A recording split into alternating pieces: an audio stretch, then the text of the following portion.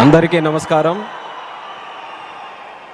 కోట్లాది మంది దేశ ప్రజల తాలూకా ఆశయాలకు ప్రతీక, దేశ సమగ్రత కోసం, దేశ భద్రత కోసం, దేశ భవిష్యత్తు కోసం ప్రతీగా నిలిచినటువంటి ప్రధాన సేవకుడు, మనమందరం కూడా అభిమానించే నాయకుడు, మనమే కాదు ప్రపంచం గర్వించదగ్గ నాయకుడు దేశ ప్రధానమంత్రి నరేంద్ర మోదీ గారు.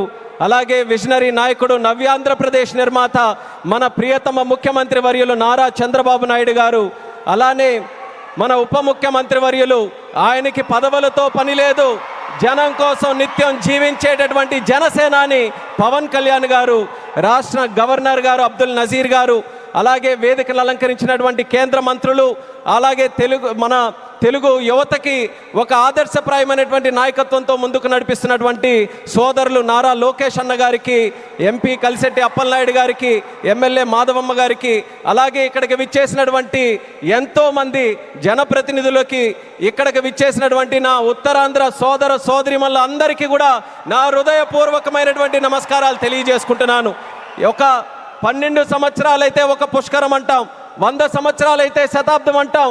అలాంటిది యుగానికి ఒక్కసారి వచ్చేటటువంటి కార్యక్రమం అల్లూరి సీతారామరాజు విమానాశ్రయం ప్రారంభోత్సవ కార్యక్రమం అని గర్వంగా ఈ ఉత్తరాంధ్ర బిడ్డగా, మీతో పాటు ఇక్కడ పుట్టినటువంటి వ్యక్తిగా, కింజరాపు ఎర్రన్నాయుడు గారి తాలూకా బిడ్డగా ఈరోజు గర్వంగా ఉందని కూడా ఈ సందర్భంగా తెలియజేసుకుంటున్నాను.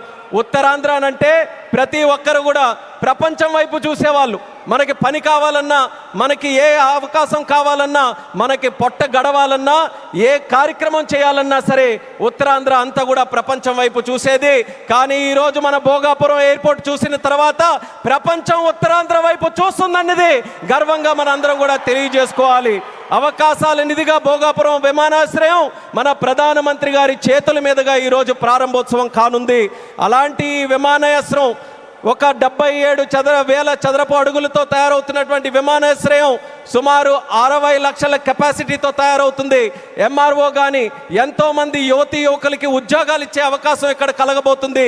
ఎడ్యూసిటీ ద్వారా రేపు భవిష్యత్తులో ప్రపంచంలో ఉన్నటువంటి ఏవియేషన్ వర్క్ ఫోర్స్కి ట్రైనింగ్ మన ఉత్తరాంధ్రలో, మన భోగాపురంలో జరగబోతుందనడానికి కూడా నేను ఎంతో గర్వపడుతున్నానని తెలియజేస్తున్నాను.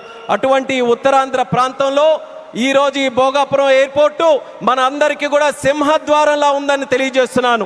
ఇచ్చాపురం నుంచి పాతపట్నం, పాలకొండ, శ్రీకాకుళం, అలాగే బొబ్బిలి, పార్వతీపురం, విజయనగరం, అరకు, అనకాపల్లి, విశాఖపట్నం, ఈ ఉత్తరాంధ్రలో ఏ ప్రాంతం తీసుకున్నా సరే అందరికీ కూడా సమాన దూరంలో ఉన్నటువంటి ఈ భోగాపురం విమానాశ్రయం మనందరికీ కూడా సింహద్వారంలాగా పనిచేయబోతుందని తెలియజేస్తున్నాను. అలాగే మీ అందరికీ కూడా తెలుసు, కలియుగ వెంకటేశ్వర స్వామి ఆలయానికి వెళ్తే సంవత్సరానికి ఒకసారి వైకుంఠ ఏకాదశి నాడు ఉత్తర ద్వారం తెరుచుకుంటుంది. అలా మన ఆంధ్రప్రదేశ్ అభివృద్ధి కోసం ఈరోజు ఉత్తర ద్వారంలో మన భోగాపురం ఈరోజు మనందరికీ కూడా తెరవబోతుంది. ఎంతో కాలం నుంచి ఎదురు చూపులు చూసాం మన ఉత్తరాంధ్రలో. ఆఖరికి గతంలో మీరు చూసుకుంటే కొంతమంది నాయకులు దీన్ని కించపరుస్తూ, విమర్శిస్తూ, ఈ ప్రాంతాన్ని కించపరుస్తూ ఎయిర్ బస్సు కూడా తిరగని ప్రాంతమని వెక్కిలి నవ్వులు నడిచారు. ఈరోజు వాళ్ళకి కళ్ళు తెరిచి చూడమంటున్నా ఎయిర్ బస్సులు దిగే ప్రాంతంగా ఉత్తరాంధ్ర మారింది. ఈరోజు ఎలక్ట్రిక్ బస్సులు వచ్చే ప్రాంతంగా ఉంది. రేపు పెద్ద పెద్ద కంపెనీలనంటే దేశంలో ఉన్న కంపెనీలు కాదు, అంతర్జాతీయంగా ఉన్న కంపెనీలన్నీ కూడా మన భారతదేశంలో, మన ఆంధ్రప్రదేశ్లో, మన ఉత్తరాంధ్ర ప్రాంతానికి రాబోతున్నాయి. వాళ్ళ బస్సులు కూడా ఇక్కడే తిరిగి మన యువతీ యువకులకి అన్ని ఉద్యోగ అవకాశాలు కూడా కల్పించబోతున్నాయి.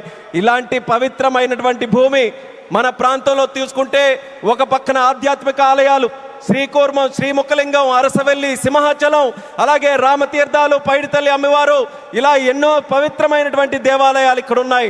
మరొక పక్కన పర్యాటక రంగం, కొండలు, సముద్రం, అలాగే దానితో పాటు ఈరోజు ఉత్తరాంధ్ర దిశని మార్చే విధంగా చంద్రబాబు నాయుడు గారి తాలూకా నాయకత్వంలో గూగుల్ లాంటి సంస్థ ఇక్కడికి వస్తుంది. ఆర్సిలార్ మెటల్ స్టీల్ ప్లాంట్ వచ్చింది, రైల్వే జోన్ మనకు వచ్చింది, మూలపేట పోర్టు మనకు వచ్చింది. ఇలా లెక్క పెట్టుకుంటూ వెళ్తే ఏ ప్రాంతంలో జరగనటువంటి అభివృద్ధి ఈరోజు మన ఉత్తరాంధ్ర ప్రాంతంలో జరుగుతుందనేది యువతీ యువకులందరికీ కూడా నేను గుర్తు చేస్తున్నాను. ఇక చేయాల్సింది మనం ఒక్కటే, మనకి రెండు విజన్లు ఉన్నాయి. స్వర్ణాంధ్ర విజన్ బై చంద్రబాబు నాయుడు గారు, వికసిత్ భారత్ విజన్ బై నరేంద్ర మోదీ గారు. మన యువతందరం కూడా కలిసి ఆ రెండు విజన్లు రెండు కళ్ళులాగా మనం అందరం కూడా ముందుకు నడిచి అత్యంత సుందరమైనటువంటి శక్తివంతమైనటువంటి భారతదేశం తయారవడానికి ఈ రెండు విజన్లు కూడా మనం స్వీకరిస్తూ ఇక్కడ ఉన్నటువంటి యువకులందరూ కూడా ముందుకు రావాలని మరొక్కసారి వాళ్ళందరికీ కూడా పిలుపునిస్తున్నాను. ఒక ఎయిర్పోర్ట్ ఎక్కడైనా నిర్మించామనంటే, నేను కేంద్ర మంత్రిగా అయిన తర్వాత ప్రధానమంత్రి గారి చేతుల మీదుగా సుమారు 16 ప్రాజెక్టులు ఇక్కడ ప్రారంభించాం భారతదేశంలో. కానీ ఏ ఎయిర్పోర్ట్ ప్రాజెక్టు కూడా ఇంత ఘనంగా 2-3 లక్షల మంది ప్రజల తాలూకా ఆశీర్వాదం మధ్యలో, ఇది ఏదో ఒక రాష్ట్ర పండుగ అంటున్నారు. ఇది కేవలం రాష్ట్ర పండుగ కాదు, ఉత్తరాంధ్రలో ఉన్నటువంటి ప్రతి ఇంటి పండుగ ఈరోజు ఈ విమానాశ్రయ ప్రారంభోత్సవ కార్యక్రమం, అందరి గుండెల్లో ఉన్నటువంటి కార్యక్రమం. అటువంటి కార్యక్రమానికి మనం నిజమైన అర్థం ఈరోజు సాకారం చేశాం. అర్థమనంటే భవ్యమైనటువంటి ఒక బిల్డింగ్ కట్టడమే కాదు, దానికి చరిత్ర గుర్తుండిపోయేలా మన్యం వీరుడు అల్లూరి సీతారామరాజు గారి పేరు పెట్టడం, ఇది ఒక చరిత్ర అనేది కూడా తెలియజేసుకుంటున్నాను. అడవుల్లో ఎక్కడో వినేటటువంటి పేరు, అడవుల్లో వినేవాళ్ళం అల్లూరి సీతారామరాజు అని. అలాంటి ఆ పేరుని ప్రపంచం మొత్తం మారుమోగుతుంది. అమెరికా వెళ్ళినా, ఆస్ట్రేలియా వెళ్ళినా ఎక్కడికి వెళ్తున్నారనంటే అల్లూరి సీతారామరాజు గారి తాలూకా గడ్డ విమానాశ్రయానికి మేము వెళ్తున్నామని మన యాత్రికులందరూ కూడా గర్వంగా చెప్పుకునే స్థాయిలో ఈరోజు ఆ పేరును కూడా మన నరేంద్ర మోదీ గారి తాలూకా అధ్యక్షన కేంద్ర ప్రభుత్వం అంగీకరించి ఈరోజు పెట్టింది.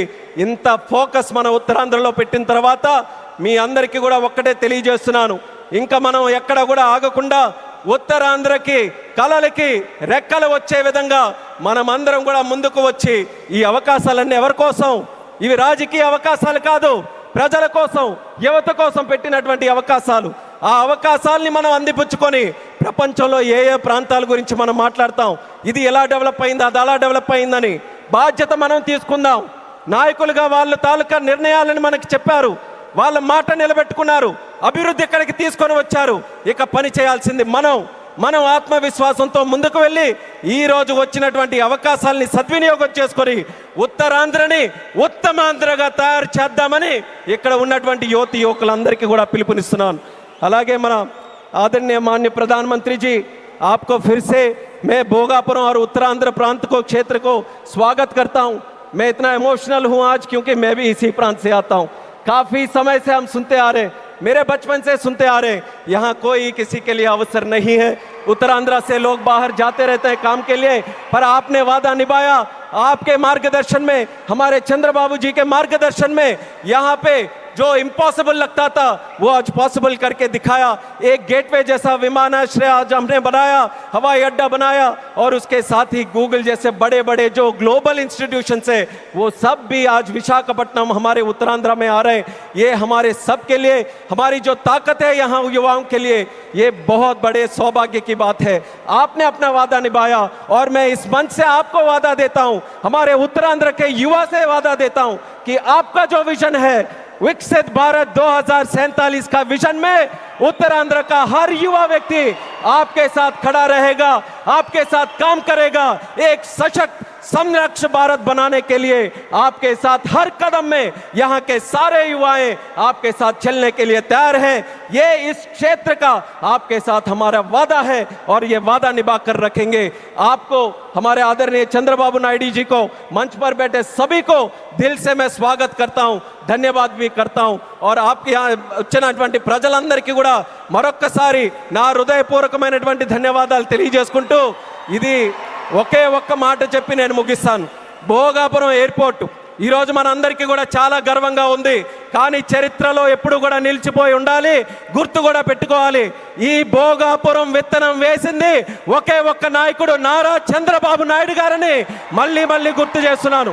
2014లో విభజించిన ఆంధ్రప్రదేశ్కి ఆయన ముఖ్యమంత్రి అయితే ఆయన ఈ ఉత్తరాంధ్ర ప్రాంతానికి గ్రోత్ ఇంజన్గా తయారు చేయాలనంటే ఇక్కడ విమానాశ్రయం పెట్టాలని మొట్టమొదటిగా ఆయన ఇచ్చేస్తే ఆ రోజు ఉత్తరాంధ్ర బిడ్డగా కేంద్ర మంత్రిగా అశోక్ గజపతిరాజు గారు ఉన్నారు, ప్రధానమంత్రిగా నరేంద్ర మోదీ గారే ఉన్నారు. ఆ రోజు ప్రారంభించాం. మళ్ళీ యాదృచ్ఛికమో, దైవ నిర్ణయమో, ప్రజా సంకల్పమో, మళ్ళీ చంద్రబాబు నాయుడు గారు ముఖ్యమంత్రిగా ఉన్నప్పుడు నరేంద్ర మోదీ గారి చేతుల మీదుగా ప్రధానమంత్రిగా ఉంటూ మళ్ళీ ఉత్తరాంధ్ర బిడ్డగా ఈ రామ్మోహన్ నాయుడు కేంద్ర మంత్రిగా ఉన్నప్పుడు ఇది జరిగిందనంటే ప్రజల తాలూకా విశ్వాసం ఈ కూటమి ప్రభుత్వం మీద ఎంత బలంగా ఉందో ఈ విమానాశ్రయం దానికి ప్రతీక అనేది మళ్ళీ తెలియజేసుకుంటూ ఈ అవకాశం కల్పించిన ప్రతి ఒక్కరికి మరొక్కసారి నా తండ్రి గారు మరి స్వర్గీయ కింజరాపు ఎర్రనాయుడు గారికి కూడా ఈ వేదిక ద్వారా నమస్కరించుకుంటూ పెద్దలందరికీ కూడా నా తాలూకా ధన్యవాదాలు తెలియజేస్తూ ఇంత చక్కనైనటువంటి కార్యక్రమం ఏర్పాటు చేయడానికి దింసా నృత్యం చేసినటువంటి వాళ్ళకి అందరికీ కూడా మరొకసారి నా హృదయపూర్వక ధన్యవాదాలు తెలియజేస్తూ సెలవు తీసుకుంటున్నాను. జై హింద్, జై భారత్.